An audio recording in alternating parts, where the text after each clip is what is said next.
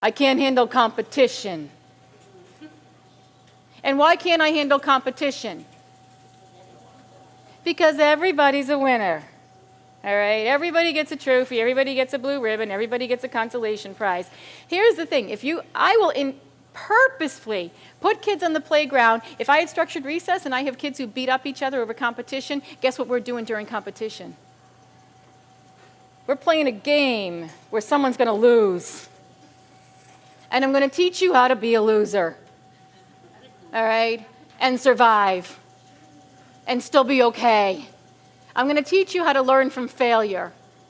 I'm going to teach you to pick yourself up and realize that, guess what? Some kids do things better than you, and that's okay. We've got to stop selling them this one-size-fits-all. Thanks for watching, and I hope you found this video helpful. If you did, make sure to like and subscribe so you never miss another video. I speak and consult on school behavior, and I love to help districts solve some of these problems.